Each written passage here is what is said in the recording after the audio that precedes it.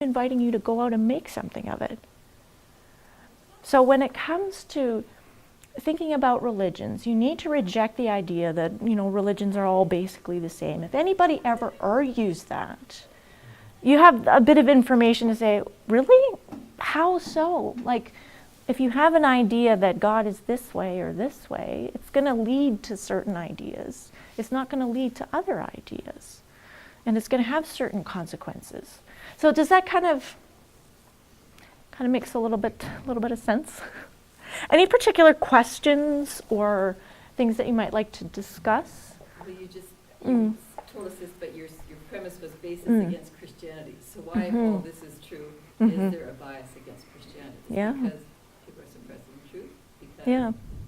It's that sinfulness in humanity, that utter rebelliousness against God. Because you would think, oh, this is wonderful. Who wouldn't embrace the truth?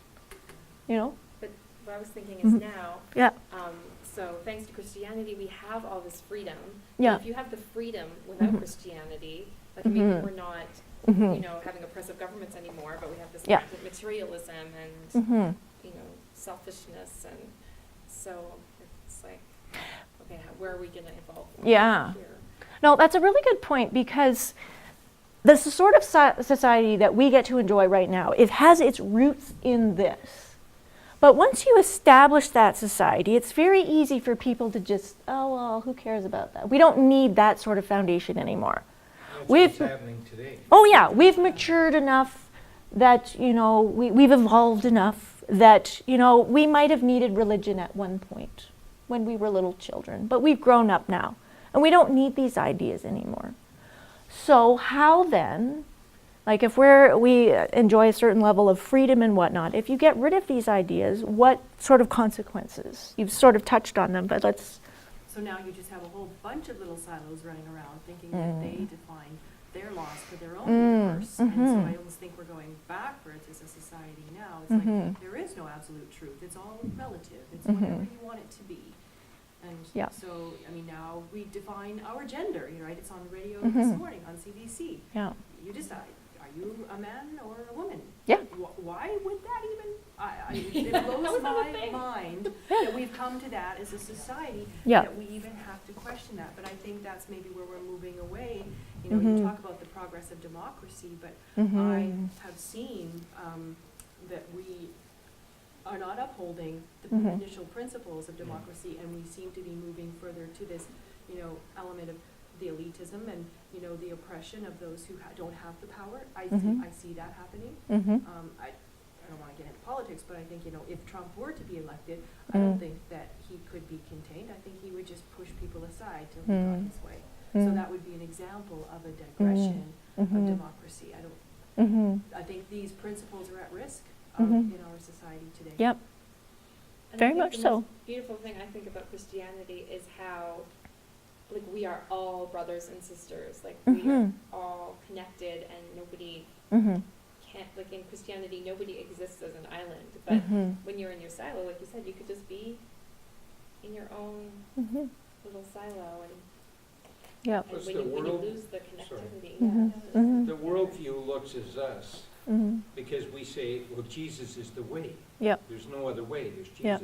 Oh, you Christians, it's always Jesus, no other way. It's just Yep. your way. Yep. Right? Yep. And we're inclusive, or we're not including everything else, like New Age and emerging church and all of this other nonsense Yeah. that's infiltrating the Christian body. Yeah.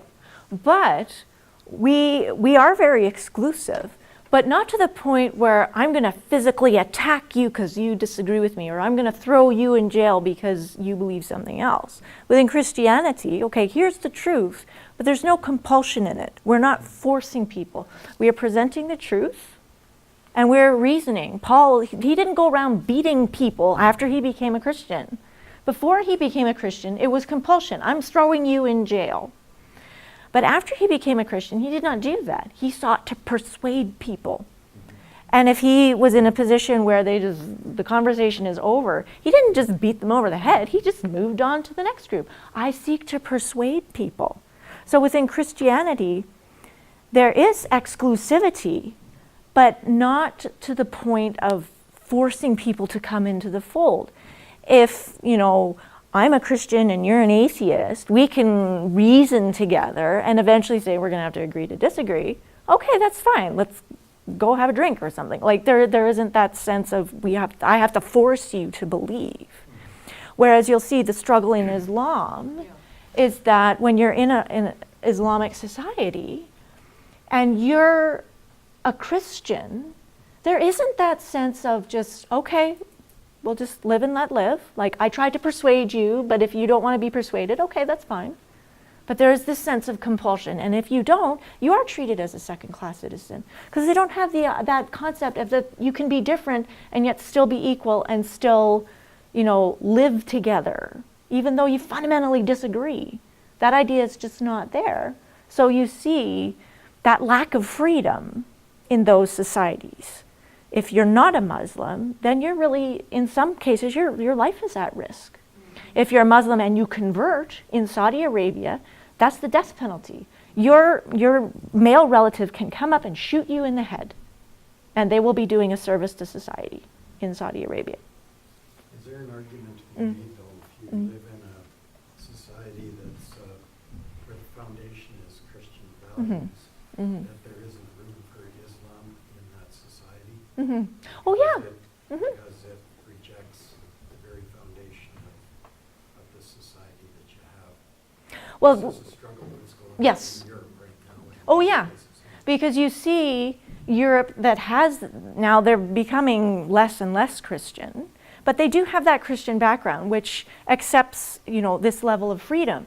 But when you're confronted with people that come in that don't accept that, of course you're going to have a clash. And that's a great example. Europe is experiencing that right now, where everything is just becoming in chaos. Because if you have a society where everybody agrees to the rule of law, and then you have somebody who says, well, screw your law, you know, here's my gun, you know, you're going to end up having problems.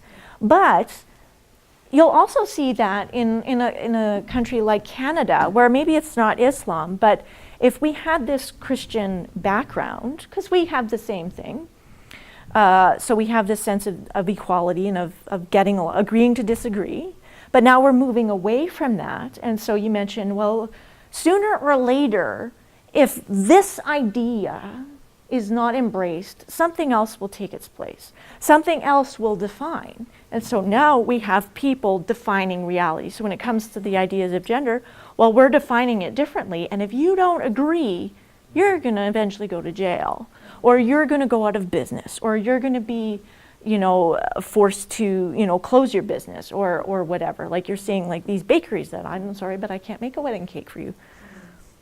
And yet they could ask anybody else to bake a cake. Yeah. But they And don't. in this society, there would be that freedom. It's like, I can have my beliefs and run my business this way, and if you disagree, you'll just go to the next business. You don't need to force me. Right.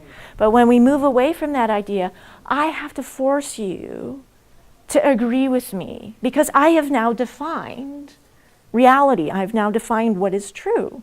So humans are always going to figure out a way of, you know, like, where are the boundaries? Nobody ever lives without boundaries. It's not possible. There's always something.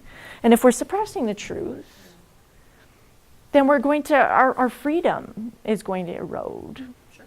I think we'll end up like Europe. I mean, we're on the same path.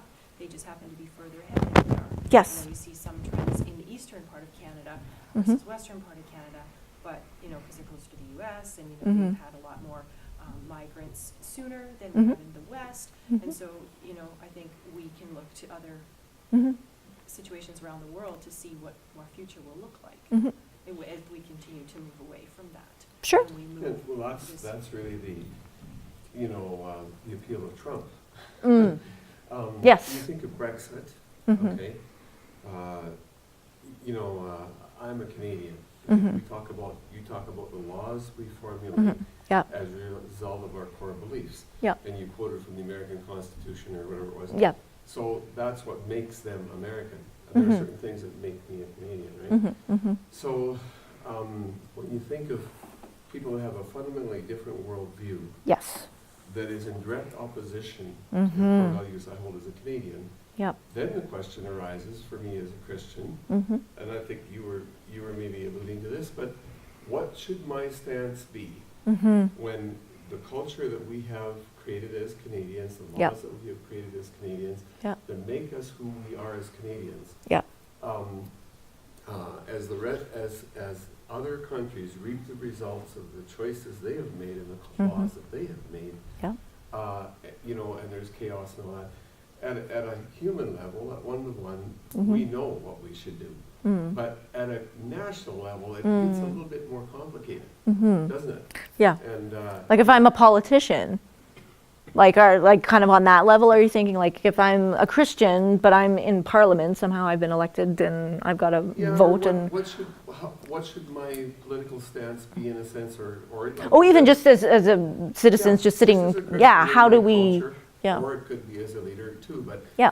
and you know, so there's a sense like there was a lot of concern about Brexit because Mm-hmm. now you know there are other countries in the EU where there are pockets of resistance because they feel they're losing their identity, they're losing their core values, Yeah. they're being taken over by these influences. Yeah. And so, you know, am I entitled to protect my Mm-hmm. Canadian once Christian culture?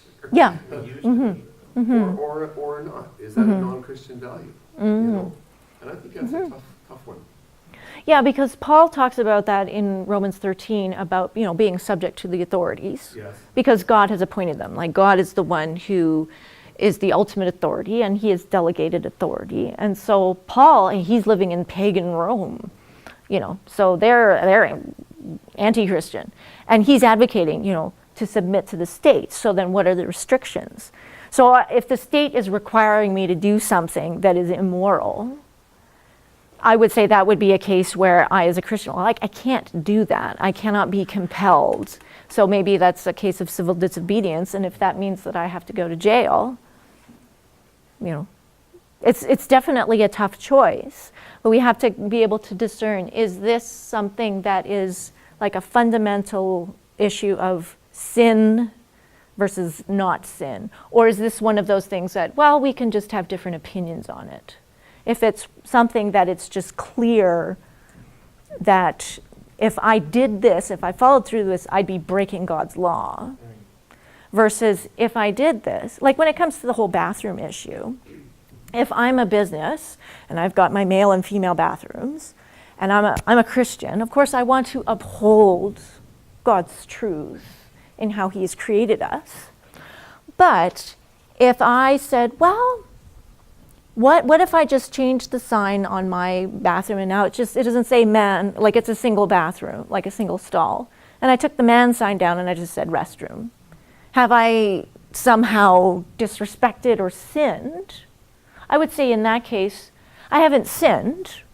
I have sort of done something that is a means of reaching out to people, or at least offering a welcoming position that it's not contravening my values, but it is on a certain level a compromise. Now I could just say, no, it's male, it's my business and I can run it how I want and this is gonna stay man and this is gonna stay woman and I'm taking a stand on that. I could choose to do that. But what if I'm somebody who has a lot of gay friends or some transgendered friends and I want them to, oh, hey, come to my shop and whatnot. And I want to be able to share the gospel with them. If I were to, change that sign, it's not like I'm forcing, okay, this is the women, and there's all these women's, and now I'm letting a man go into the group bathroom. Maybe that would be crossing the line.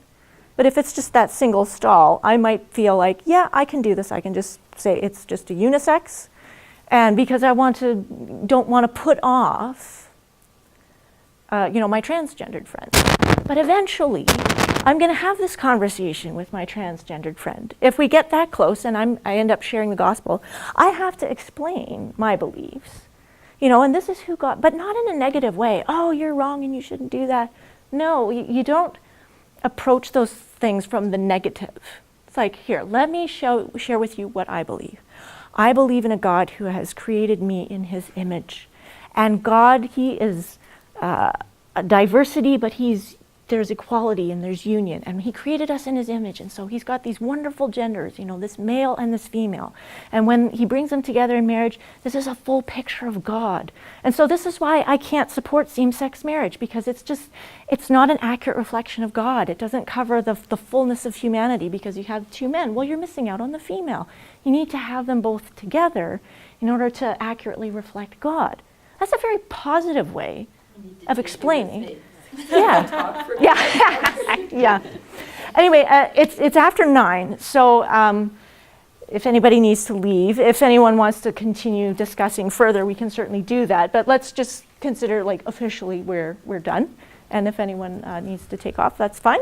But thank you all for coming. Really appreciate that. We got one more session next week where we'll get into a few other topics. And yeah, I think it's important for us to spend time discussing these kind of like how, with all this information, how do we apply it? How do we bring the hope of Christ to the world? So, thanks very much. And that's like half of my slides. There's Peter Abelard, there's some lawyers, some courts, Rome, Islam, China, despotism. Oh yeah, just all kinds. The Magna Carta, the Declaration of Independence. Half an hour ago. Yeah, the missionaries, those proselytizing missionaries that did so much bad, but did so much good. Anyway. You know, we should close in prayer. Sure. Would you like to do that for us? Lord Jesus, we humble ourselves before you, and we thank you for what we're hearing tonight. And Lord, it just reconfirms in myself, and I'm sure with everyone else in this room, that you are the way and you are the truth. And we see all these different religions of Islam and Buddhism and that, and it's just so plain to us that we have the right path. Lord, speak to our hearts, and as we run into our Muslim neighbors, or maybe a Buddhist co-worker, maybe a lesbian neighbor, that we can share the gospel with them in love and tell them about how much you loved us, that you actually died for us. Jesus, be with everyone here tonight and until we see you again next week. If you tarry, Lord. In your name, Jesus, amen. Amen. Thanks, Dennis. That was a good thing to do. That's great. Yep, we'll see you again.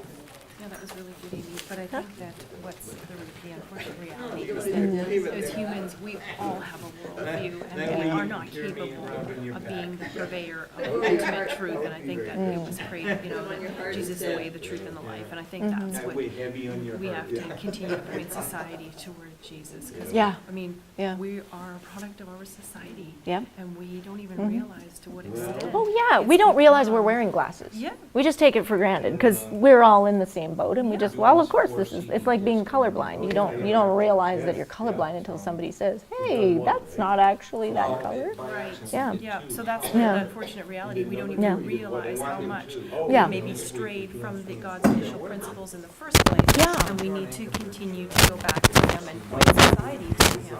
And that's the thing, like, we need to be able to understand, because even as Christians, we don't quite realize just, it's not just about my personal salvation, but the whole way of viewing the world. So once we understand that, and then we can ask people questions about their worldview. Oh, you believe in human rights? Oh, why do you think humans should have rights? Or why do you think that humans are equal? Because it forces people, well, why? Because a lot of people have beliefs that they've never really, why do I believe that? Like, they don't know they're wearing spectacles. So then we can witness just by asking questions. Why do you believe that? Like, what upholds your idea of, sexuality? Is it just something that people can make up, really? Because, we have these actual physical bodies. That's objective reality. Yeah. Well, and you don't have to go to another part of the world to address this whole issue of human rights. Oh, gosh. It's here and alive in our own society, where people get distorted.